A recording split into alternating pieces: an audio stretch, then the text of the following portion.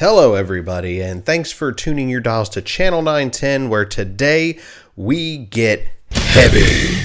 But it's still too heavy. That's right, we're going to talk about a release that came out on March 22nd of 1994. This bad boy right over my left shoulder, this is Pantera's Far Beyond Driven. Now, what's that I hear you say? 1994? Yes, indeed, 1994. That, in case you were doing the math, is 30 years ago today, which makes us very old. Which is why I decided to call this series WIGNDIGSO, which stands for When in God's Name Did I Get So Old? So yes, this album turns 30 this year, and it is a monumental album by many definitions. It was the third major release by Pantera. It was a #1 Billboard album, quoted as being the hardest and heaviest #1 of all time, as stated on the hype sticker. But it's still too heavy. Now you may be looking at this and thinking to yourself, that's not the album cover for Far Beyond Driven, at least not the way I remember it. And you may be correct in that. And the reason for that is this is the original uncensored cover. And I have so politely put a post-it note as to censor this for the YouTubes. So what you may be more used to seeing is something that looks more like this. This is what they ended up using as the album cover to appease the censors back in 1994. And this is the version that made it to most t-shirts and what you would see in the record store windows and on the shelves. So if this is what you're used to seeing, you're not crazy. This was the actually more prevalent version than the uncensored cover. So, but really, I didn't want to focus on, the artwork and censorship and stuff like that for this video. But it is a nice little note to bring up about this particular album. But let's get this back on the shelf, and then we can really focus on what I want to talk about. Okay, so now my hands are free, and we can talk about other things. So the purpose I was trying to get after with this series, the WIGNDIGSO series, is to reminisce back about albums from 1994 as we're celebrating the 30-year anniversary of a lot of these albums. And some of them you can see up here on the shelf and over here. Some I've already talked about. And that's kind of what I wanted to address is in my past couple videos, I think I've kind of strayed away from the nostalgic memory lane type of looking back at these and focus more on these things. They almost turned into album reviews. So I don't want to do that. I do want to focus on how I remember these albums from 30 years ago. So if you haven't had a chance to watch any of the other WIGNDIGSO installments, I encourage you to do so after this, but let me kind of explain. It's a series that looks back at the music, the movies, the culture that was around back whenever we were younger, in this particular case 1994, and just kind of look back at exactly where we were in a mindset during that time, and then what these things, like kind of how these tie in and make you remember that time of your life. Now for me, 94, I was 13 going on 14. So very, very impressionable time of my life, and the music I listened to made a huge impact on that. Something else that made a huge impact was MTV and TV in general, but MTV specifically, because I was getting so much into music. And there was one show in the early to mid 90s that kind of dominated MTV.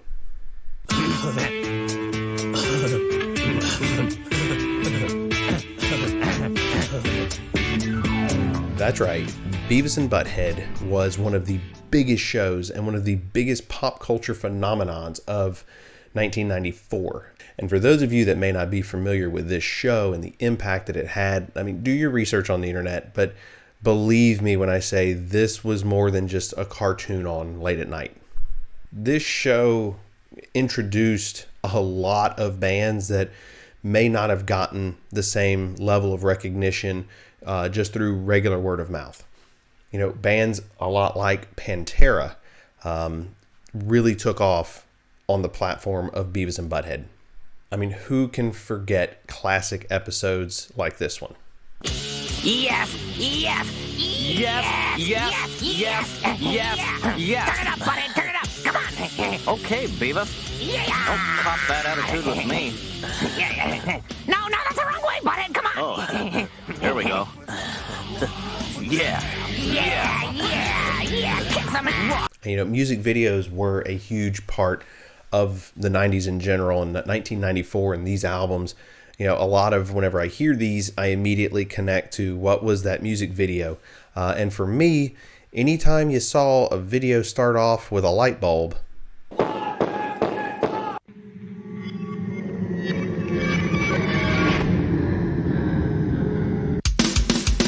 it was probably a Pantera video.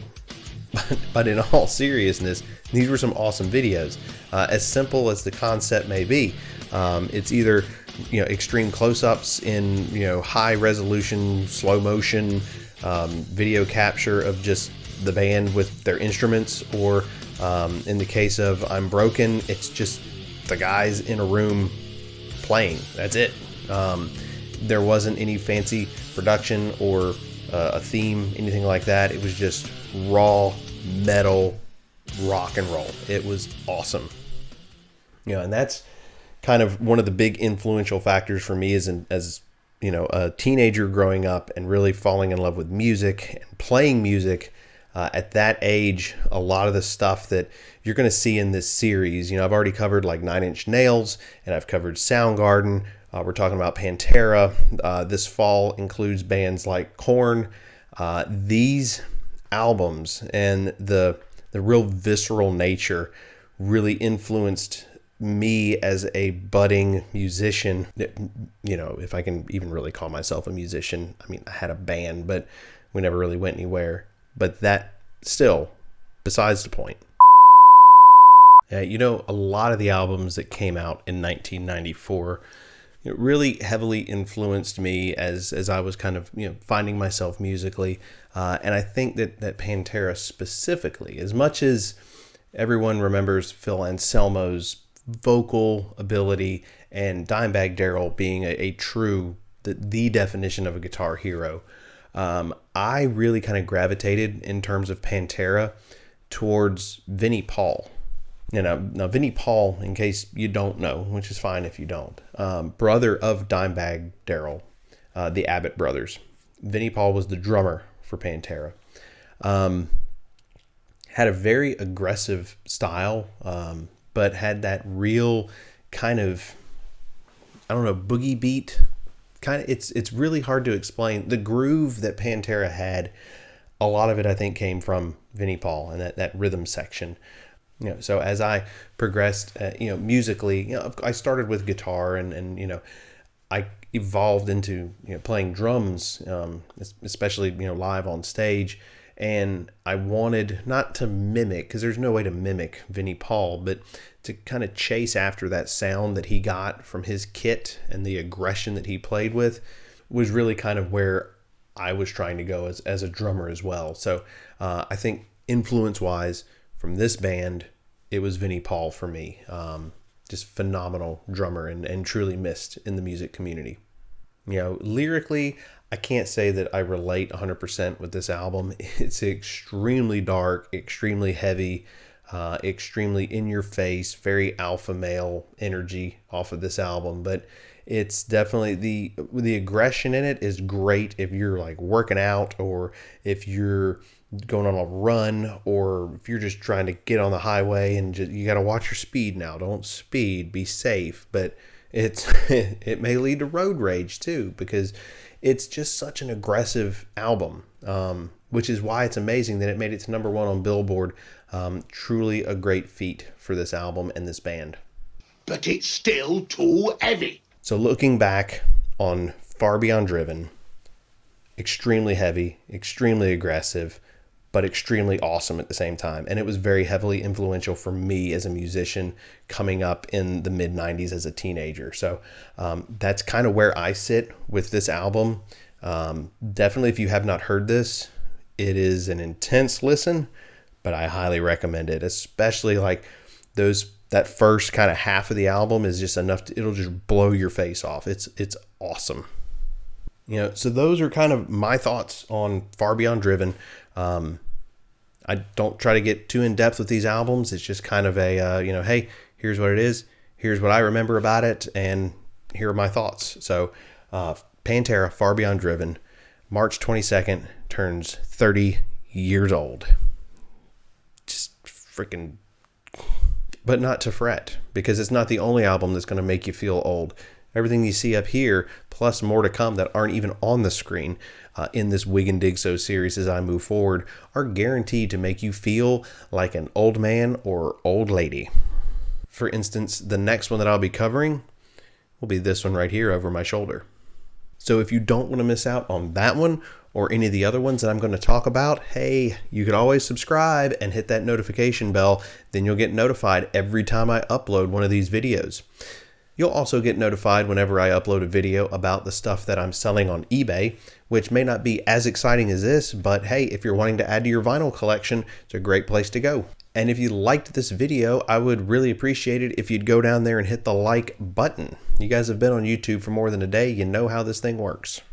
And if you know a Pantera fan or somebody who was around in 1994 that might remember this album, share it with them. Helps us out over here. And I'm doing all this talking about my memories, but I would like to know your memories too. What are your thoughts about Far Beyond Driven or any of the other music from 1994 for that matter? Maybe just about Pantera in general or just metal music. Whatever your thoughts are, share them with me down there in the comments. I would love to see them. But guys, with that all being said, I think I've kind of exhausted what I need to talk about with Far Beyond Driven, but I appreciate you watching. If you do the things, awesome. If you don't do the things, that's okay too. I'm just glad you're here, and maybe I'll see you around for the next installments of WIGNDIGSO. But until then, keep your dial tuned to 1 after 909, and I'll see you next time.